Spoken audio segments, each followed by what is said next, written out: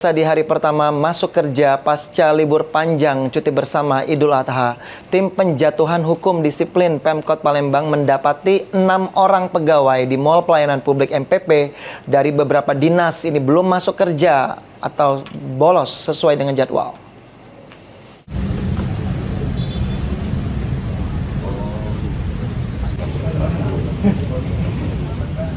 Di hari pertama masuk kerja setelah libur panjang cuti bersama Hari Raya Idul Adha pada Selasa 10 Juni 2025, Wali Kota Palembang Ratu Dewa menginstruksikan tim penjatuhan hukum disiplin Pemkot Palembang yang dipimpin langsung Sekda Palembang untuk melakukan inspeksi mendadak sidak pegawai pelayan publik.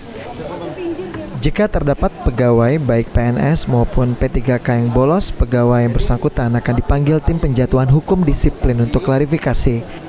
Jika dari hasil klarifikasi alasan pegawai bersangkutan tidak sesuai ketentuan, maka akan diberikan teguran hingga sanksi, baik ringan, sedang hingga sanksi berat.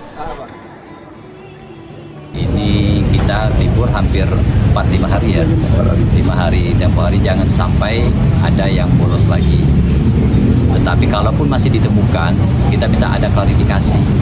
Pak Sekda selaku ketua tim penjatuhan hukum disiplin bersama Ibu Inspektur tentunya akan memanggil bersangkutan.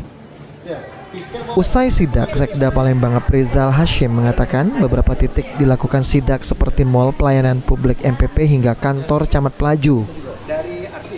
Dari sidak ini didapati sekitar 6 orang pegawai MPP dari beberapa dinas belum hadir sesuai jadwal masuk kerja setelah libur panjang cuti bersama.